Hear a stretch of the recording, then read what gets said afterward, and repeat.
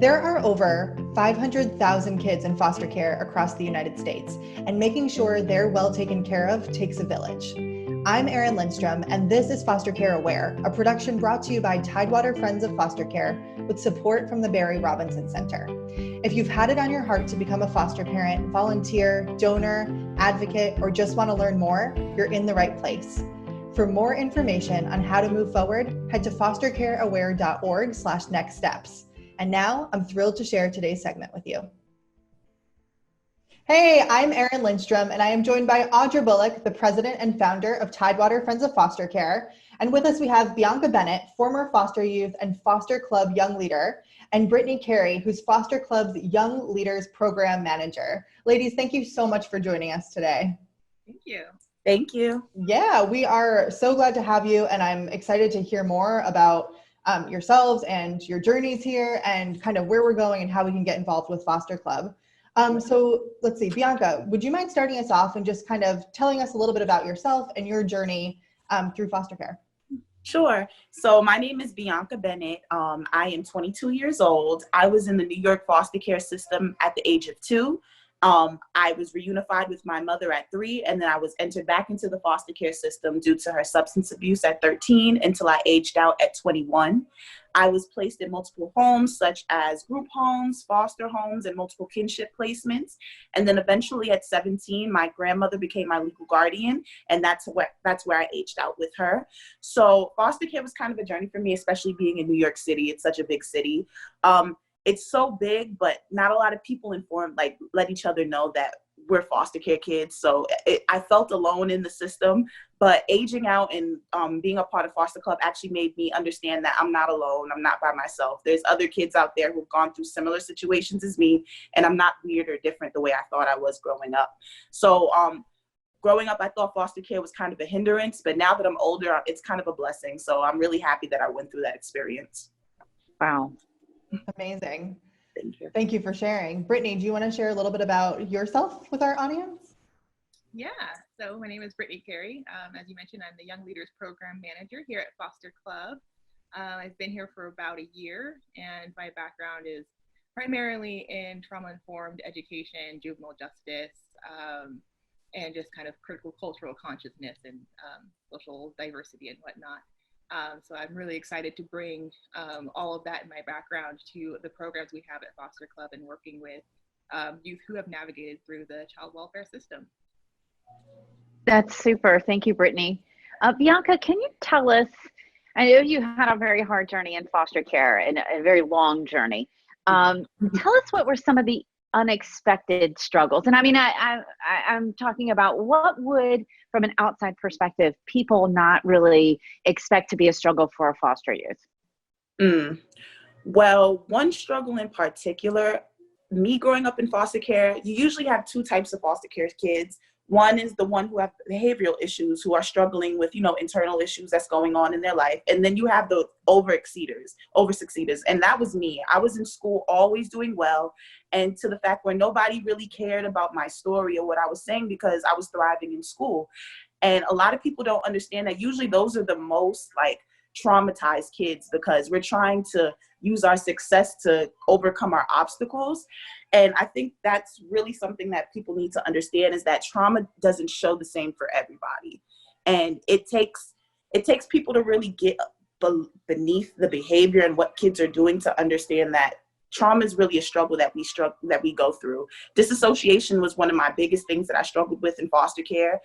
I didn't understand what my life was going through, and I thought, well, if I forgot about it, it didn't exist. But eventually, when you get older, you have to address that type of trauma growing up. And it's really hard, especially when you age out, to understand that you went through a situation that made you who you are today, and it might have not been a positive one.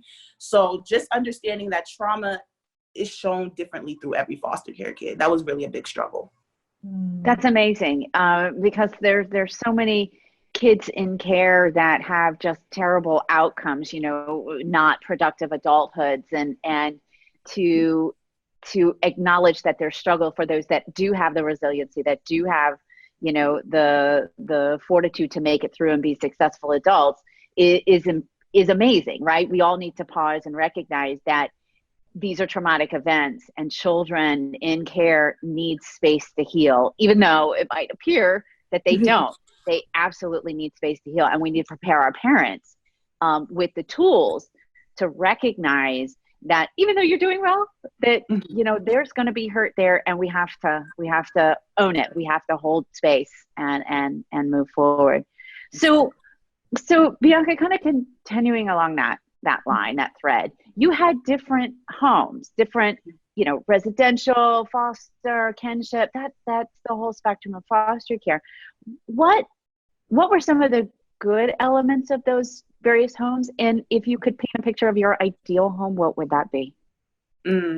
So I believe that my ideal home would have been being with my parents. That's where I wanted to be, even though my mother struggled with substance abuse and there were a lot of, it was a lot of negligence going on. That's where I felt happy, and that's where I felt comfortable, because I knew that my mother loved me unconditionally, despite all the things that she went through. So if that was my ideal home, that's where I'd want to be. And it took me a while for me to understand that, because when growing up, all I wanted to do was live with Claire and Bill Huxtable. I just wanted to be happy and safe and rich. Perfect. And I thought money and fiscal responsibility would have been what made me happy. But it was really all about the unconditional love. And I think that's the hardest part with going through foster care, especially through residential homes, foster homes, kinship. You really have to determine whether people really care about you or not. Is it really for the money, or is it because they want to take kids in and they really care about you as an individual? So I guess it was really a struggle going through a regular group home or a foster home and thinking, am I different from any of these other kids? Are they going to accept me for who I am? Do I have to change who I am to be accepted in this family?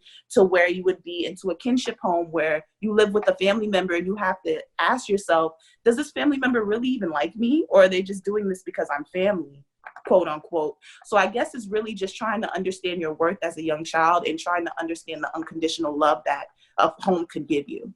Right. Oh my goodness. That is so important, Bianca. Thank you for sharing. I think that's a really interesting point you bring up, especially that most adults who are coming to the table right now thinking about fostering, everyone is so wrapped up in what will change in their lives, what they're bringing to the table. And it's so illuminating to hear from a child's perspective, we talk about attachment and trust and stuff, and that's a huge part of it, is knowing that, there's money changing hands in order to support the child in foster care, and then asking is this love, or are you what is your intention here? And knowing that kids can really feel the difference. So if you're coming to this with an actual open heart, it might take some time because there are trust questions there, but in the long run, it sounds like that's really the most important work to be done.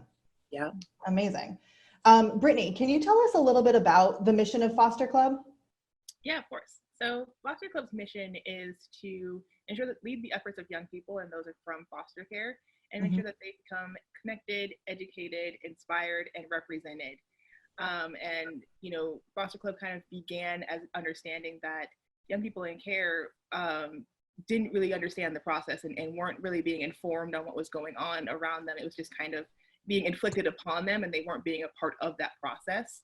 So that's really Foster Club's main mission and goal, is to make sure that young people who are experiencing the system are actively engaged and actively represented in their care and have a say in that. I mean, who better to listen to, and who better to understand that perspective and lead change in child welfare than those who actually experienced the child welfare system.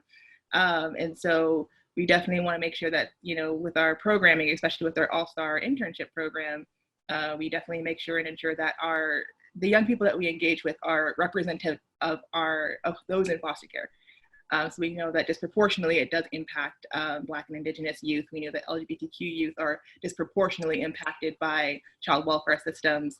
And so we want to make sure that those who are kind of leading that charge, and those who are standing in front and doing things like this and informing even foster parents about what's going on, are those who've experienced it and those who are disproportionately impacted. How does somebody join Foster Club? I'm sorry, I just don't know the age range or the parameter space there. Yeah, so we have our website. So really anyone can join the website. On our website, we have youth perspectives. So we'll have blogs. We have blogs. We have kind of announcements if we do our All-Star internship. That's an annual internship that we have over the summer. It's generally about a 6-week program.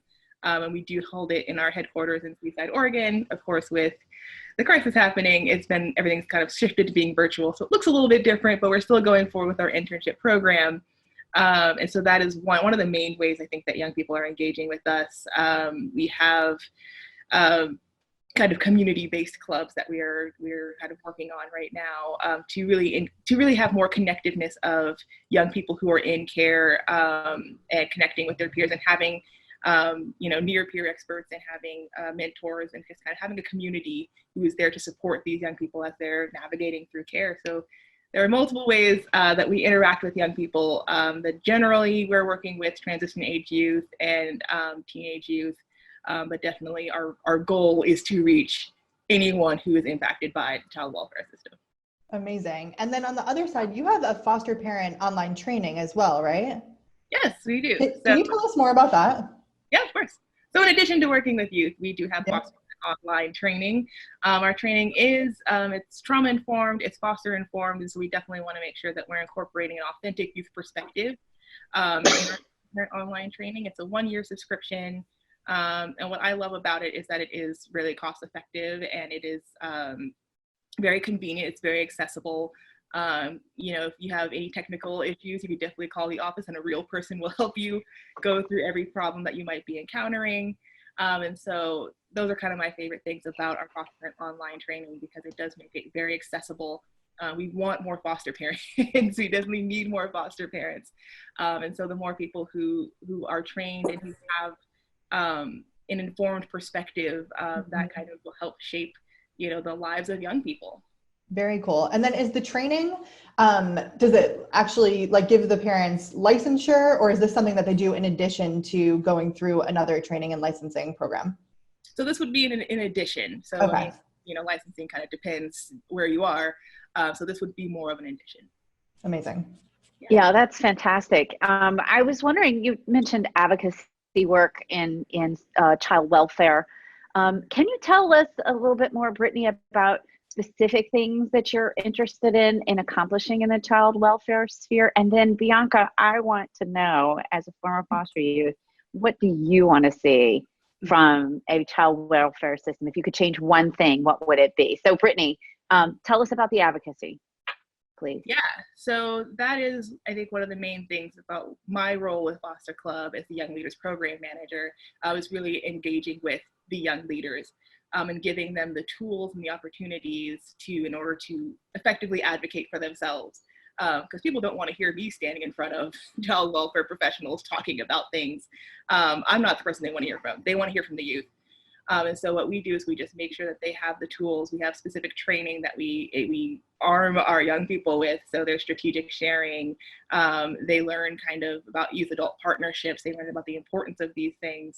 And so by making sure that they are, as our mission says, making sure that they're connected, making sure that they're educated, making sure that they're represented in spaces exactly like these, that young people have a stage to talk about their perspective. And another thing that we do is we help them to shape their stories, and take, not everyone's story is positive, and not everyone's story is negative. Like, your story is specific to you.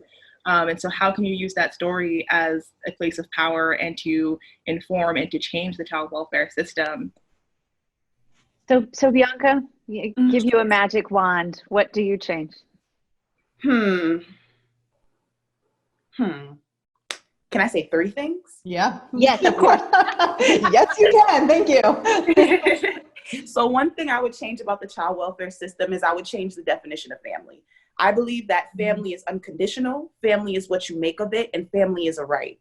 So it doesn't matter how old you may be. You can be 30. If you feel like somebody's your family, that's your family. If they show you unconditional love, then that's what it is. And I don't feel like somebody can define what family is. We see that mother, father, sister, and brother is family, but cousin can be family, aunt can be family, uncle, the neighbor down the street can be your family. The person that shows you unconditional love can be your family. And I think the child welfare system needs to take that into account when looking into potential foster parents, because anybody who shows support to a child can be that right for that person. The other thing is, I would like the child welfare system to focus on a child's behavior does not define the child. We understand that our kids go through trauma, And they might act out because of it. But just because they act out does not mean that they're a terrible person. That does not make their behavior does not make them who they are. It takes strong people in the child welfare system, foster care parents, kinship parents, birth parents, and social workers to understand that you have to go deeper into understanding who a child is and look past the behavior. And the third thing I would like to say, which is what Foster Club has taught me when I was a 2018 All-Star, is if you're not at the table, you're on the menu. And saying that means if you don't have people who have gone through the experience, who have gone through child welfare system, making the decisions and having a perspective in the child welfare system, then they're just being chewed out. They're just being eaten. You're not really having a partake of what the child welfare system can be and how great it can be because you're not hearing from those perspectives. So you really have to take into account in everybody who's a part of the child welfare system, from kinship, birth parents, foster youth, even social workers. We need all those voices heard so we can really make a difference in creating a child welfare system the way we want to create it. That's amazing. I love that. I'm going to play that back over and over and over. That's incredible. Thank you for that perspective. Thank you for your journey, and thank you for taking this and paying it forward to other kids in the system. Amazing. Yep. Thank you both for being with us. This has been amazing. I'm so excited to share this conversation. Thank you. Thank you. For more on joining the Foster Club, read us out the website. Yeah, you can join us at www.fosterclub.org, and you'll find all the information about our organization, our beginnings. You'll find a lot about our young leaders, our All-Star internship program, and especially our foster parent online training. Perfect. Thank you, ladies. Thank you. Thank you. And a big thank you for listening. Foster Care Aware is all about spreading the word about how we can help the kids who are in care in whatever capacity works for you. Tidewater Friends of Foster Care is here to help support you through the journey. Whether you want to be a foster parent, volunteer, donor, or advocate, head on over to fostercareaware.org/nextsteps to learn more.